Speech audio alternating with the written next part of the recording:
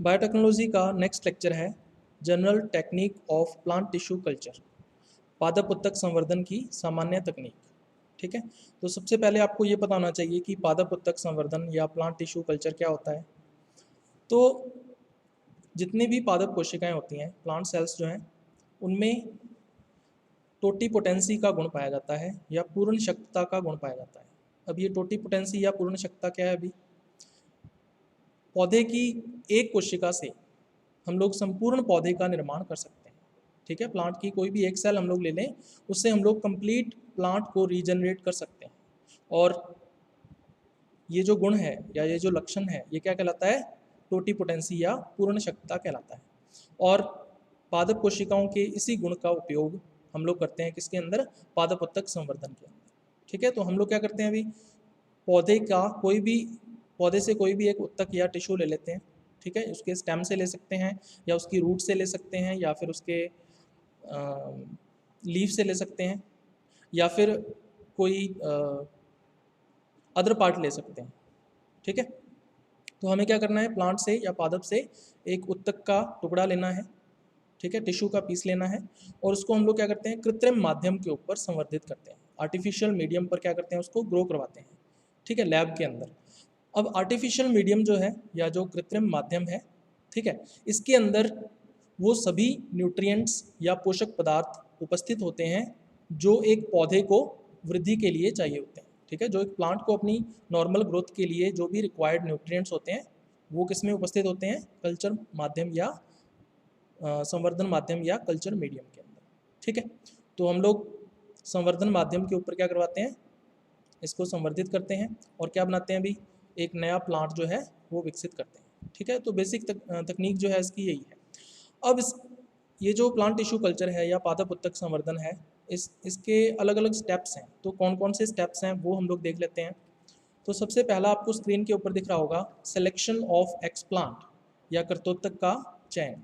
ठीक है, तो सबसे पहले आपको पता होना चाहिए एक्सप्लांट या कर्तोत्तक क्या होता है।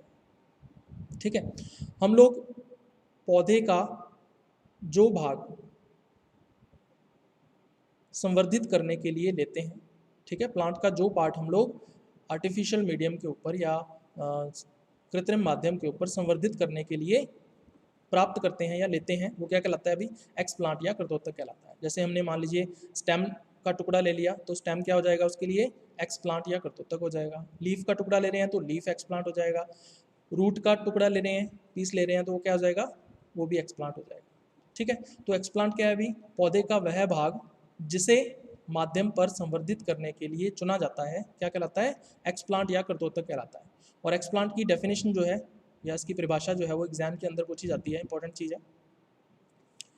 अब कौन कौन से एक्सप्लांट जो है वो हम लोग ले सकते हैं पादप उत्तक संवर्धन के अंदर, इस आधार पर फिर जो उत्तक संवर्धन है वो कई प्रकार का हो सकता है। ठीक है, जो टिश्यू कल्चर है वो कई टाइप्स का है, based upon which explant is selected.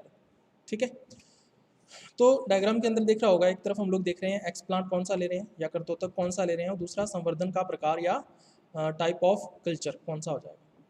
तो जैसे मान लीजिए सबसे पहले हम लोग जड़ ले सकते हैं, प्लांट की रूट है ना, स्टेम या तना ले सकते हैं या फिर पर्ण ले सकते हैं, लीफ है ना। तो अगर अपने जड़, तना, पर्ण या रूट, स्टेम एंड लीफ लेते हैं, तो इस तरह का जो संवर्धन है या कल्चर है वो क्या कहलाता है?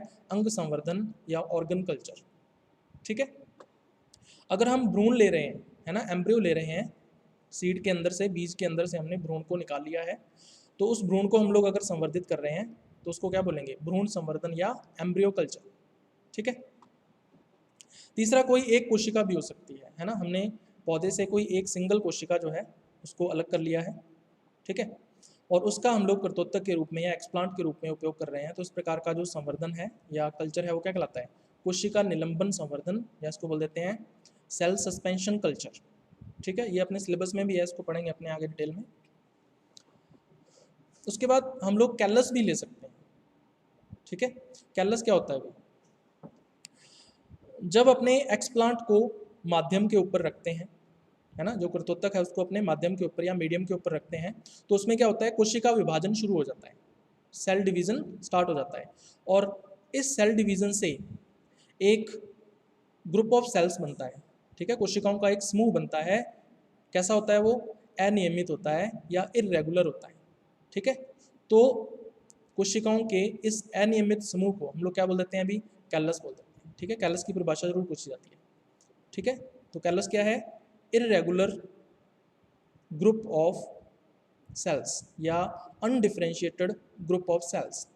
अविभेदित कोशिकाओं का जो समूह है वो क्या कहलाता है? कैलस कहलाता है। तो कैलस को अगर हम प्रत्योत्तक के रूप में या एक्सप्लांट के रूप में ले रहे हैं तो इसको क्या बोलेंगे? कैलस संवर्धन या कैलस कल्चर, ठीक है।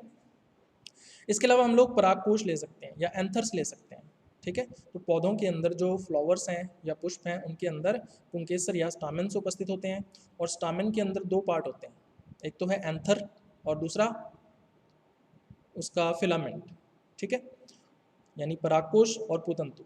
तो परागकोश को हम लोग कर्तोत्तक के रूप में या एक्सप्लांट के रूप में यूज करके उसका संवर्धन कर सकते हैं, ठीक है। इससे क्या उत्पन्न होगा? भी हैप्लॉइड प्लांट्स या अगुणित पौधे जो हैं वो विकसित होंगे। तो इसको क्या बोलेंगे हम लोग? परागकोश संवर्धन या एंथर कल्चर बोलेंगे, ठीक है। इसके अलावा हम लोग कर्तोत्तक के रूप में, एक्सप्लांट के रूप में परागकण भी ले सकते हैं, यानी कि पॉलन ग्रेन्स भी ले सकते हैं। तो अगर हम पॉलन ग्रेन्स को लेते हैं एक्सप्लांट के रूप में तो उसको क्या बोलेंगे? परागकण संवर्धन या पॉलन कल्चर बोलेंगे, ठीक है। और इससे भी क्या बनेगा? अगुणित पौधे या हैप्लॉइड प्लांट्स का फॉर्मेशन होगा, ठीक है। इसके अलावा हम लोग क्या ले सकते हैं अभी एक्सप्लांट के रूप में? बीजांड ले सकते हैं या ओव्यूल ले सकते हैं। तो अगर बीजांड का संवर्धन हम लोग करवा रहे हैं तो उसको क्या बोलेंगे? बीजांड संवर्धन या ओव्यूल कल्चर, ठीक है। तो ये एक्सप्लांट्स हैं या कर्तोत्तक हैं, और उसी के आधार पर अलग अलग टाइप के कल्चर्स हैं या संवर्धन हैं, ठीक है। तो ये है अभी अपना पहला स्टेप कि हमें एक्सप्लांट का सिलेक्शन किस तरह से करना है या कौन से भाग को सिलेक्ट करना है प्लांट के। तो वो डिपेंड करता है कि हम लोग किस तरह का कल्चर या संवर्धन करवा रहे हैं। उसके बाद दूसरा जो स्टेप है वो आता है स्टेरिलाइजेशन ऑफ एक्सप्लांट या कर्तोत्तक का निर्जमीकरण। निर्जमीकरण का मतलब क्या होता है? निर्जमीकरण का मतलब ये है कि अवांछित जो सूक्ष्म जीव होते हैं, ठीक है, अनडिजायर्ड जो माइक्रोब्स होते हैं उनको डिस्ट्रॉय करना, उनको नष्ट करना, ठीक है, क्या कहलाता है? निर्जमीकरण कहलाता है, ठीक है। अब कर्तोत्तक का जो निर्जमीकरण है वो क्यों किया जाता है, या जो एक्सप्लांट है उसका स्टेरिलाइजेशन करने की आवश्यकता क्या है, ठीक है। तो हम लोग जो भी प्लांट पार्ट ले रहे हैं, जो भी पादप भाग हम लोग ले रहे हैं, उसकी सतह के ऊपर बहुत सारे जीवाणु हो सकते हैं, या जीवाणुओं के बीजाणु हो सकते हैं, या कोई फंगल स्पोर्स हो सकते हैं, कवकों के बीजाणु हो सकते हैं, ठीक है। तो अगर वो माध्यम के ऊपर आ गए, ठीक है, तो वो भी क्या करेंगे? न्यूट्रिशन लेंगे या पोषण लेंगे, ठीक है, और वो भी क्या करेंगे? ग्रोथ करेंगे या वृद्धि करेंगे। तो इसका मतलब हमारा जो माध्यम, हमारा जो संवर्धन है या कल्चर है वो क्या कैसा हो जाएगा? कंटेमिनेट हो जाएगा, वो संदूषित हो जाएगा, ठीक है, यानी हमारा कल्चर या संवर्धन क्या हो जाएगा? खराब हो जाएगा। तो हम ऐसा नहीं चाहते, ठीक है ना। हम लोग जो भी संवर्धन करना चाहते हैं या कल्चर करना चाहते हैं, हम लोग चाहते हैं कि वो पूरी तरह से शुद्ध हो, वो खराब ना हो। तो उसको खराब होने से बचाने के लिए हमें ये ध्यान में रखना पड़ेगा कि जो भी हम लोग कर्तोत्तक या एक्सप्लांट ले रहे हैं उसकी सतह के ऊपर कोई भी सूक्ष्म जीव उपस्थित न हो, है ना। कोई फंगल स्पोर हो सकता है, या कोई बीजाणु का, जीवाणु का जो कोई स्पोर हो सकता है या बीजाणु हो सकता है ना। तो उससे हमें बचना है, ठीक है। तो इसके लिए हम लोग क्या करेंगे? भी जो एक्सप्लांट है या कर्तोत्तक है उसका निर्जमीकरण करेंगे, ठीक है। तो भाई इसको कैसे डिफाइन करेंगे? अपने कर्तोत्तक या एक्सप्लांट की सतह पर उपस्थित जीवाणुओं या कवकों के बीजाणुओं को नष्ट करना, ठीक है।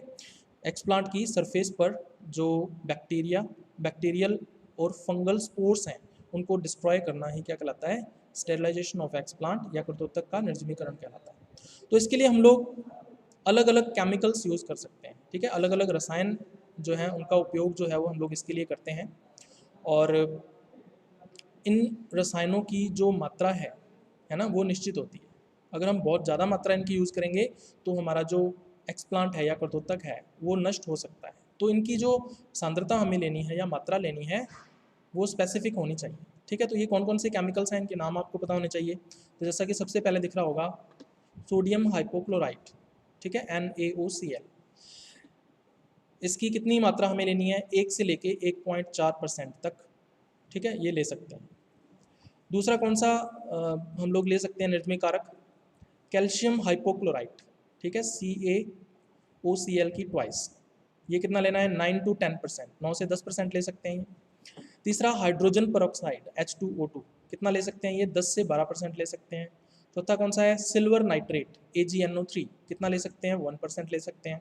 और पांचवा है Hg2Cl2 यानी मर्क्यूरिक क्लोराइड ये कितना ले सकते हैं अभी 0.01 से लेके 1% तक। ठीक है, तो इनकी मात्रा जो है वो निश्चित होती है।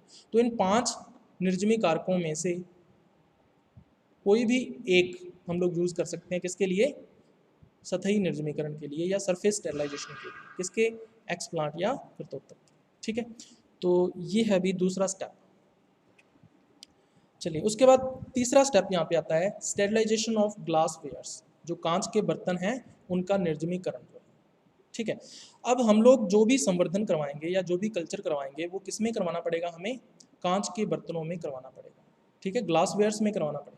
अब ये जो ग्लास वेयर्स हैं या कांच के पात्र हैं ये कौन कौन से हो सकते हैं, जैसे फ्लास्क हो सकता है, ठीक है कोनिकल फ्लास्क, या फिर हम लोग संवर्धन ट्यूब ले सकते हैं कांच की बनी हुई, है ना, कल्चर ट्यूब बोल देते हैं उसको, या फिर पेट्री डिश जो है उसका उपयोग किया जा सकता है। ठीक है, या फिर कई बार बीकर का उपयोग जो है वो भी किया जाता है। ठीक है, तो ये जितने भी कांच के बर्तन हैं या जितने भी ग्लासवेयर्स हैं इनकी सरफेस के ऊपर, इनकी आंतरिक सतह पर और बाहरी सतह के ऊपर, ठीक है, कोई भी कंटेमिनेशन उत्पन्न करने वाला या संदूषण उत्पन्न करने वाला कोई भी कारक हो सकता है। ठीक है, जैसे बीजाणु हो सकते हैं कवकों के, या फिर जीवाणु हो सकते हैं खुद, या उनके बीजाणु हो सकते हैं। तो इस तरह से ये जो सूक्ष्म जीव हैं माइक्रोब्स हैं वो क्या कर सकते हैं अभी हमारे संवर्धन को खराब कर सकते हैं। ठीक है, यानी संदूषण या कंटेमिनेशन कर सकते हैं। तो हमें क्या करना है अभी इनको नष्ट करना है। ये जो माइक्रोब्स हैं या सूक्ष्म जीव हैं इनको नष्ट करना है। तो नष्ट करने के लिए हम लोग क्या करेंगे स्टेरिलाइजेशन करेंगे या निर्जमीकरण करेंगे किसका ग्लासवेयर्स का या कांच के बर्तनों का। ठीक है, तो इसके लिए हम लोग क्या करेंगे अभी कांच के बर्तनों का ओवन के अंदर, ठीक है, ओवन कौन सा होना चाहिए अभी हॉट एयर ओवन।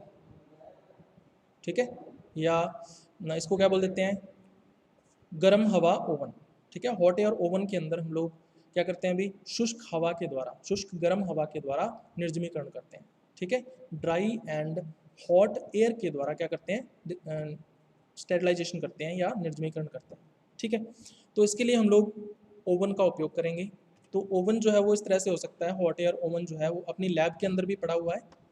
ठीक है, तो हाइपोथेटिकली अगर अपने इसका डायग्राम देखें तो इस तरह से ये इसका डबल जैकेट डोर होता है। ठीक है, और जो मेन बॉडी होती है हॉट एयर ओवन की उसके अंदर क्या है इस तरह से रैक्स बने होते हैं। ठीक है, और ये छलनियाँ होती हैं, एक्चुअल में सीव्स होती हैं। इन रैक्स के अंदर क्या होता है सीव्स होती हैं या छलनियाँ होती हैं। ठीक है, ताकि जो गर्म हवा है वो ऊपर और नीचे की तरफ पास हो सके। अब ये गर्म हवा कहाँ से आती है अभी इसके बिल्कुल पीछे की तरफ, पीछे की तरफ की जो दीवार है या वॉल है वहाँ पर एक पंखा लगा होता है जो हीटर से संबंधित होता है या हीटर से जुड़ा हुआ होता है। ठीक है, तो ये जो फ़ैन है या पंखा है वो क्या करता है गर्म हवा को फेंकता है किस तरफ इन जालियों की तरफ। तो इन जालियों पर हम लोग क्या करते हैं अभी जो हमारे ग्लासवेयर्स हैं या कांच के पात्र हैं इन जालियों के ऊपर रख देते हैं। ठीक है, और टेम्परेचर कितना रखते हैं अभी लगभग 101 डिग्री सेंटीग्रेड तक टेम्परेचर जो है वो करना पड़ता है इसका। ठीक है, इस डोर को बंद कर देते हैं और लगभग 1 घंटे के लिए हम लोग 101 डिग्री सेंटीग्रेड तापमान पर इनका क्या करते हैं अभी निर्जमीकरण करते हैं या स्टेरिलाइजेशन करते हैं। ठीक है, तो इस तरह से हम लोग ग्लासवेयर्स या कांच के पात्रों का निर्जमीकरण या स्टेरिलाइजेशन करते हैं। तो ये है अभी तीसरा स्टेप पादप उत्तक संवर्धन या प्लांट टिश्यू कल्चर का। उसके बाद चौथे स्टेप की हम लोग बात करते हैं स्टेरिलाइजेशन ऑफ कल्चर मीडियम या संवर्धन माध्यम का निर्जमीकरण। अब हम लोग संवर्धन के लिए या कल्चर के लिए हमें क्या चाहिए होता है एक कृत्रिम माध्यम चाहिए होता है, एक आर्टिफिशियल मीडियम चाहिए होता है। ठीक है, लेकिन ये जो मीडियम है या ये जो माध्यम है इसके अंदर बहुत सारे माइक्रोब्स या सूक्ष्म जीव हो सकते हैं। ठीक है, जो क्या क्या कर सकते हैं हमारे कल्चर को या संवर्धन को खराब कर सकते हैं।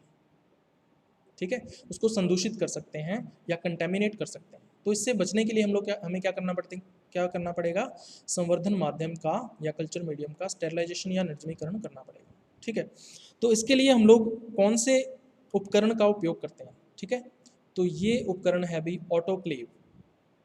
ठीक है, तो ऑटोक्लेव के अंदर हम लोग निर्जमीकरण करते हैं। तो ऑटोक्लेव जो है वो हमारी लैब के अंदर पड़ा हुआ है। ऑटोक्लेव जो है वो एक तरह का प्रेशर कुकर होता है। ठीक है। जिस तरह से घरों में हम लोग प्रेशर कुकर यूज़ करते हैं, उसी तरह से ऑटोक्लेव क्या है, एक तरह का प्रेशर कुकर है जिसमें स्टीम के द्वारा, ठीक है, या नम भाप के द्वारा उच्च दाब पर या हाई प्रेशर के ऊपर स्टेरिलाइजेशन या निर्जमीकरण किया जाता है। ठीक है। तो इसके अंदर का जो तापमान है वो हमें कितना रखना है अभी, 121 डिग्री सेंटीग्रेड रखना है टेम्परेचर। ठीक है। और दाब जो है वो हमें कितना रखना है, 15 psi। ठीक है, दाब या प्रेशर जो है वो हमें रखना है। और ये इंपॉर्टेंट चीज़ है, इसके ऊपर डायरेक्ट क्वेश्चन पूछा जाता है कि जब हम ऑटोक्लेव के अंदर निर्जमीकरण या स्टेरिलाइजेशन करते हैं तो ताप और दाब कितना रखा जाता है। ठीक है, तो ताप 121 डिग्री सेंटीग्रेड और दाब 15 psi रखना है। ठीक है। और कितने समय के लिए हम लोग निर्जमीकरण करते हैं, तो लगभग 30 मिनट के लिए या आधे घंटे के लिए हम लोग क्या करते हैं, स्टेरिलाइजेशन करते हैं। ठीक है। और इसमें गर्म भाप के द्वारा या स्टीम के द्वारा स्टेरिलाइजेशन या निर्जमीकरण होता है। तो ये आपको एक डायग्राम दिख रहा होगा स्क्रीन के ऊपर। तो ये हाइपोथेटिकल डायग्राम है इसका। अगर आप देखो तो इसकी जो दीवार है वो काफ़ी ब्रॉड होती है, काफ़ी मोटी दीवार है इसकी। ठीक है, क्योंकि इसके अंदर प्रेशर क्रिएट होगा, तो अगर दीवार कमज़ोर होगी तो इसके फटने के चांसेस रहते हैं। तो इसकी दीवार जो है वो काफ़ी मोटी स्टील की बनी हुई होती है। अब इसके अंदर हमें क्या करना है, अभी जल भर देना है। ठीक है, जल कितना भरना है, लगभग 1/4 या इससे भी कम। ठीक है, 1/4 भाग या इससे भी कम जो है वो जल इसके अंदर डाला जाता है। अब इसके अंदर क्या होता है, एक स्टैंड होता है। ठीक है, इसको अंदर से अगर आप देखो तो इसके अंदर क्या होता है, एक स्टैंड होता है। तो इस स्टैंड पर हमें क्या रखना है, अभी कल्चर मीडियम रखना है फ्लास्क में डालकर। ठीक है, फ्लास्क के अंदर संवर्धन माध्यम डालकर हमें इस स्टैंड के ऊपर रख देना है। ठीक है। अब इस यहाँ पे क्या होता है, इसका कवर होता है या ढक्कन होता है। अब इसको अपने क्या कर देते हैं, बंद कर देते हैं, एयर टाइट कर देते हैं। ठीक है, तो पूरी तरह से वायुरुद्ध कर दिया, एयर टाइट कर दिया।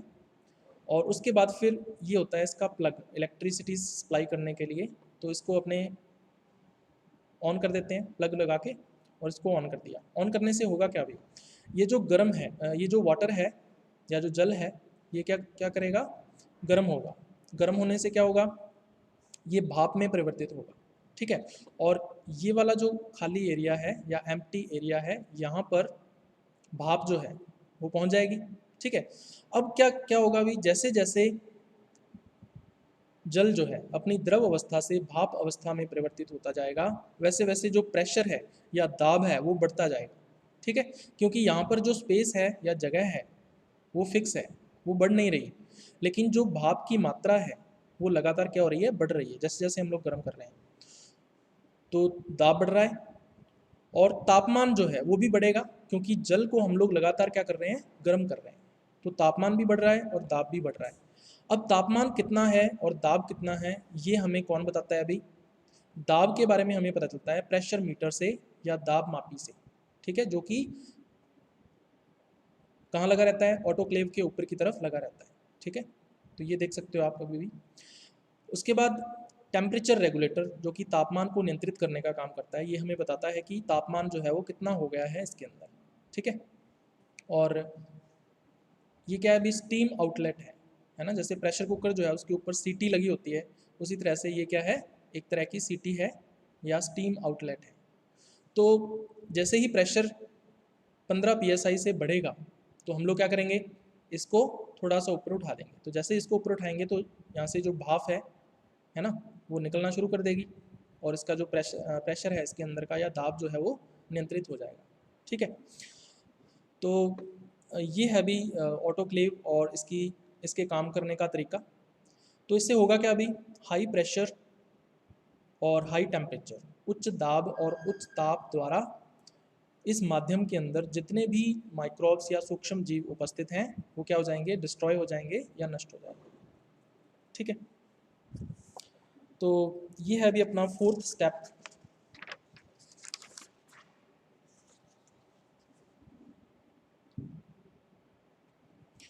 उसके बाद 5वें स्टेप की हम लोग बात करते हैं।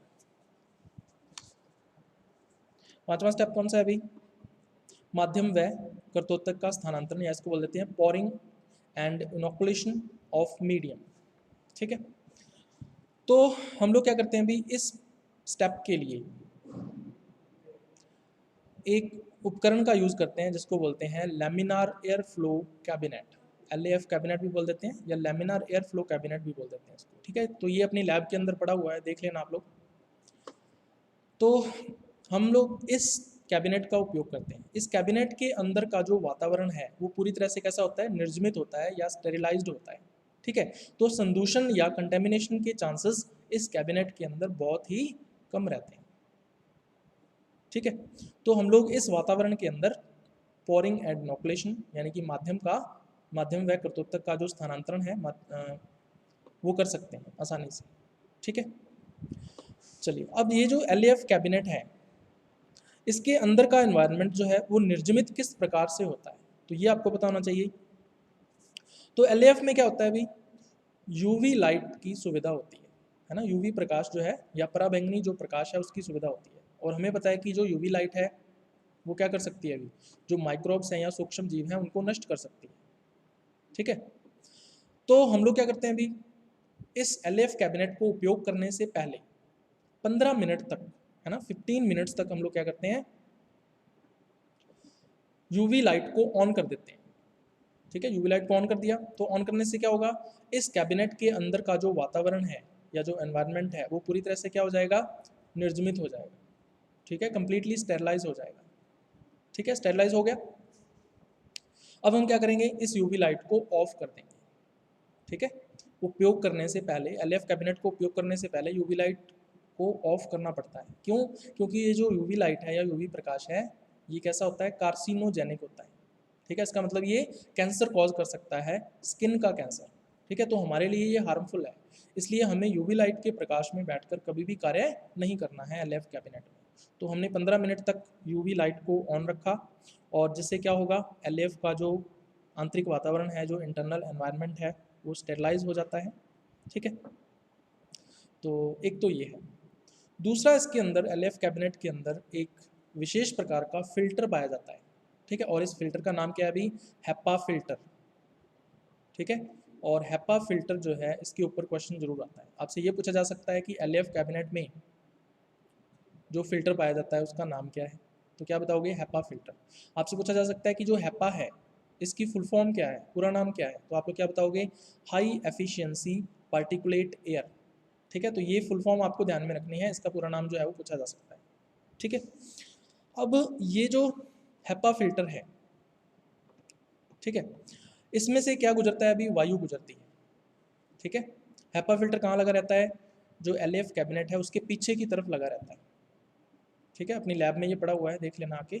तो HEPA फिल्टर जो है अपने पीछे से क्या करेगा, हवा को अंदर की तरफ खींचेगा, ठीक है, अंदर की तरफ खींचेगा। उसके बाद इसको कहाँ फेंकेगा, ये चैम्बर की तरफ, है ना, जो वर्किंग चैम्बर है, जो कार्य क्षेत्र है इस कैबिनेट के अंदर, उसकी तरफ इस हवा को फेंकेगा, ठीक है। और फिर हवा ये कहाँ जाएगी, हमारी ओर आएगी, क्योंकि हम लोग जो है इसके सामने बैठकर काम कर रहे हैं।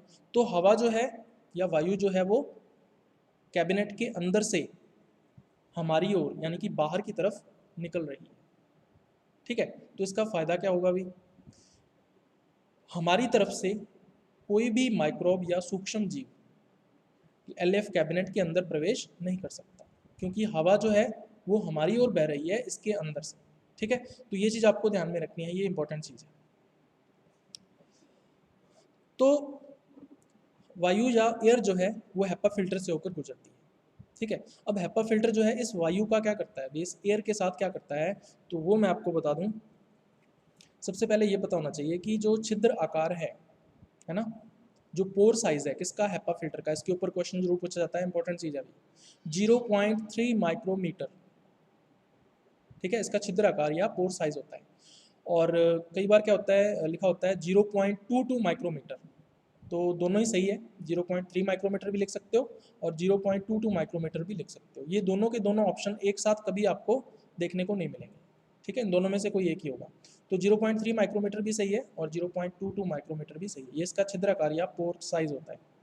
अब इसका फ़ायदा क्या है, अभी ये जो पोर साइज है इतना छोटा है कि इसमें से 99.97% जो वायु जनित कण है ना, जो एयरबॉर्न पार्टिकल्स हैं वो नहीं गुजर सकते। तो उसका मतलब धूल मिट्टी जो है वो इस HEPA फिल्टर से नहीं गुजर सकती, बैक्टीरिया जीवाणु इस HEPA फिल्टर से नहीं गुजर सकते, जो फंगल स्पोर्स हैं, कवकों के बीजाणु हैं, वो इस हैपा फिल्टर से नहीं गुजर सकते। तो इसका मतलब हैपा फिल्टर से जो वायु या एयर पास होगी वो कैसी होगी भी, पूरी तरह से निर्जमित होगी, है ना, पूरी तरह से क्या होगी, स्टेरलाइज होगी। तो इसका मतलब जो कैबिनेट के अंदर हवा आ रही है ना, कार्य क्षेत्र में या वर्किंग एरिया के अंदर जो वायु आ रही है वो पूरी तरह से निर्जमित है, उसमें कोई भी सूक्ष्म जीव या माइक्रोब नहीं है। ठीक है, तो इसलिए जो एलएफ कैबिनेट है इसके अंदर का एनवायरनमेंट कैसा होगा, पूरी तरह से निर्जमित होगा। ठीक है, चलिए तो इसको अपने डायग्राम से देखेंगे आगे, चलिए देख ही लेते हैं। तो ये आपको दिख रहा होगा अभी एक हाइपोथेटिकल डायग्राम मैंने बनाया हुआ है, एलएफ कैबिनेट इस तरह से होता है। तो इसके अंदर ये वाला जो एरिया है, ठीक है, ये क्या कहलाता है अभी, कार्य क्षेत्र या वर्किंग एरिया कहलाता है। और इसके पीछे की तरफ आप लोग देख सकते हो हैपा फिल्टर लगा हुआ है। तो हैपा फिल्टर क्या करेगा, अपने पीछे से वायु को खींचेगा और कार्य क्षेत्र में फेंकेगा। ठीक है, वर्किंग एरिया के अंदर इसको ये फेंकता है। ठीक है, और हमें कहाँ बैठना है अभी, इसके इस तरफ बैठना है। ठीक है, आगे की तरफ। तो ये है अभी हैपा फिल्टर, इस तरह की स्ट्रक्चर इसकी होती है। और हैपा फिल्टर का जो छिद्र आकार है या पोर साइज है वो कितना है, 0.3 माइक्रोमीटर है। ठीक है, या 0.22 माइक्रोमीटर है, दोनों एक ही बात है। चलिए अब अपने को क्या करना है अभी, पोरिंग करनी है। पोरिंग का क्या मतलब है, हमने क्या किया था, इससे पहला जो स्टेप था वो था स्टेरिलाइजेशन ऑफ कल्चर मीडियम, जो संवर्धन माध्यम था उसका हमने क्या किया था, निर्जमीकरण किया था। तो निर्जमित जो संवर्धन माध्यम है या कल्चर मीडियम है जो स्टेरिलाइज है, उसको हम लोग क्या करेंगे, एलएफ कैबिनेट के अंदर ले आएंगे। ठीक है, और एलएफ कैबिनेट के अंदर जब हम उसको लाएंगे तो माध्यम कैसा होगा, अभी गर्म होगा। ठीक है, और जो गर्म माध्यम होता है, ठीक है, उसको हम लोग एक पात्र से दूसरे पात्र में आसानी से स्थानांतरित कर सकते हैं। तो हमें क्या करना है अभी, जिन ग्लासवेयर्स के अंदर या जिन कांच के पात्रों के अंदर हमें संवर्धन करवाना है या कल्चर करवाना है, ठीक है, उन पात्रों में हमें पहले संवर्धन माध्यम या कल्चर मीडियम डालना पड़ेगा। ठीक है, और यही प्रोसेस क्या कहलाता है अभी, पोरिंग कहलाता है। ठीक है, तो माध्यम को संवर्धन पात्र में डालना या मीडियम को कल्चर ट्यूब, कल्चर ट्यूब कह सकते हैं या कोई कॉनिकल फ्लास्क कह सकते हैं। ठीक है, उसके अंदर उसको ट्रांसफर करना क्या कहलाता है, पोरिंग कहलाता है। तो गर्म माध्यम को इसके अंदर स्थानांतरित कर दिया जाता है। ठीक है, उसके बाद हम लोग क्या करते हैं अभी, माध्यम को ठंडा होने देते हैं। संवर्धन पात्रों के अंदर या जो कल्चर ट्यूब्स हैं उनके अंदर जो हमने मीडियम डाला है उनको ठंडा होने देते हैं। जब माध्यम ठंडा हो जाएगा तो माध्यम कैसा हो जाएगा, अर्ध ठोस हो जाएगा या सेमी सॉलिड हो जाएगा। ठीक है, माध्यम जम जाएगा।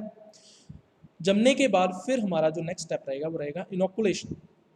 इनोकुलेशन का क्या मतलब है, हमें एक्सप्लांट को या कर्तोत्तक को स्थानांतरित करना है किसके ऊपर, संवर्धन पात्र में माध्यम के ऊपर, कल्चर ट्यूब के अंदर जो मीडियम है उसके ऊपर उसको ट्रांसफर करना है। और यही प्रोसेस क्या कहलाता है, इनोकुलेशन कहलाता है।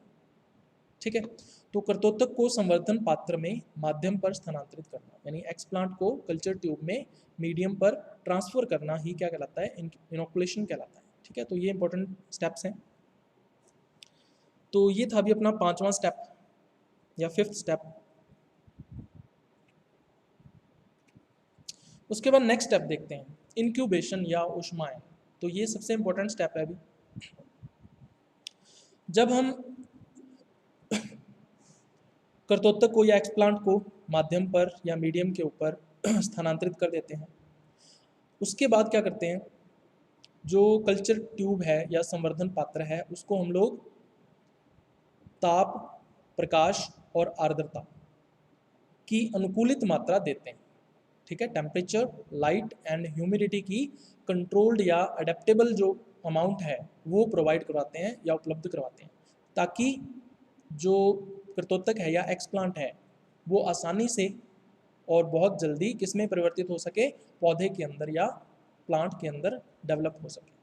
ठीक है, और यही प्रक्रिया क्या कहलाती है, ऊष्मायन या इंक्यूबेशन कहलाती है। ठीक है, तो ऊष्मायन में हम लोग क्या करते हैं अभी, जो संवर्धन पात्र हैं, ठीक है, या कल्चर ट्यूब्स हैं, उनको कॉटन प्लग से बंद कर लेते हैं। ठीक है, कॉटन का एक प्लग बनाते हैं और प्लग की सहायता से हम लोग क्या करते हैं अभी, उसको बंद कर लेते हैं संवर्धन पात्र या कल्चर ट्यूब को। ठीक है, और फिर इसको कहाँ रखते हैं हम लोग, इनक्यूबेटर के अंदर रखते हैं। तो इनक्यूबेटर एक ऐसा उपकरण है जो ताप, प्रकाश व आर्द्रता की अनुकूलित मात्रा देता है। ठीक है, इनक्यूबेटर हमारी लैब के अंदर पड़ा हुआ है, अगर आपको देखना हो तो देख सकते हो। तो इनक्यूबेटर में हमने इसको क्या किया, स्थानांतरित कर दिया। इनक्यूबेटर में इसको क्या मिलेगा अभी, टेम्परेचर या तापमान जो है वो अनुकूलित होगा, यानी जितना चाहिए। प्रकाश की मात्रा जो है, ठीक है, उसकी तीव्रता कितनी होगी, वो अनुकूलित होगी। प्रकाश कितने घंटे के लिए चाहिए, है ना, 24 घंटे में मान लीजिए 18 घंटे के लिए प्रकाश चाहिए या 16 घंटे के लिए प्रकाश चाहिए, तो 16 घंटे के लिए ही मिलेगा। ये जो व्यवस्था है ये इनक्यूबेटर के अंदर होती है। इसके अलावा आर्द्रता या ह्यूमिडिटी जो है कितने प्रतिशत होनी चाहिए, ये कौन डिसाइड करता है, इनक्यूबेटर डिसाइड करता है। तो ये अनुकूलित रखी जाती है। ठीक है, तो ये इंपॉर्टेंट चीज़ है अभी, ऊष्मायन या इंक्यूबेशन। तो जब हम ऊष्मायन या इंक्यूबेशन करते हैं तो कुछ सप्ताहों में ही कर्तोतक से पौधे तैयार हो जाते हैं, है ना, कुछ वीक्स में ही क्या हो जाता है, एक्सप्लांट से जो प्लांट है वो डेवलप हो जाता है। ठीक है, तो ये इंपॉर्टेंट चीज़ है। तो ये है अभी 6th स्टेप, इंक्यूबेशन या ऊष्मायन। चलिए इसको थोड़ा सा डायग्राम से देख लेते हैं। तो इस तरह से एक बॉक्स लाइक स्ट्रक्चर होती है ये, इसका डबल जैकेट डोर होता है और इसका डबल जैकेट चैम्बर है। इस चैम्बर के अंदर क्या होता है भाई, रैक्स बने होते हैं और इन रैक्स के अंदर क्या होता है, सीव्स या छलनियाँ होती हैं। इन छलनियों के अंदर हम लोग क्या रखते हैं भाई, इन रैक्स के अंदर जो कल्चर ट्यूब है या संवर्धन पात्र है उनको यहाँ इनके अंदर रखा जाता है। ठीक है, और लाइट एंड ह्यूमिडिटी रेगुलेटर्स जो हैं इस पर बने हुए होते हैं, है ना, प्रकाश और आर्द्रता को नियंत्रित करने के लिए ये रेगुलेटर्स हैं। तो इन रेगुलेटर्स के द्वारा हम लोग नियंत्रित करते हैं ताप और आर्द्रता को। ठीक है, और उसके बाद ये जो डबल जैकेट डोर है इसको बंद कर देते हैं और कितने दिन वेट करते हैं, कुछ सप्ताहों तक या कुछ वीक्स तक। ठीक है, और कुछ वीक्स में क्या होता है, इसके अंदर जो हमने संवर्धन पात्र या कल्चर ट्यूब्स रखी हैं उनके अंदर प्लांट्स या पौधे जो हैं वो विकसित हो जाते हैं। ठीक है, तो अपने देखते हैं। तो ये डायग्राम दिख रहा होगा अभी आपको, यहाँ पे टेस्ट ट्यूब लाइक स्ट्रक्चर्स देख रहे होंगे कांच की बनी हुई, तो इनको बोलते हैं हम लोग संवर्धन ट्यूब्स या कल्चर ट्यूब्स। ठीक है, तो इसमें देख सकते हो ये जो नीचे वाइट कलर का आपको दिख रहा है ये क्या है, कृत्रिम माध्यम है या आर्टिफिशियल मीडियम है। तो और इसमें इस तरह से ग्रीन कलर के प्लांट्स जो हैं वो डेवलप हो जाते हैं और नीचे इसका रूट सिस्टम जो है वो भी डेवलप हो जाता है। ठीक है, तो ये कुछ सप्ताहों के अंदर होता है।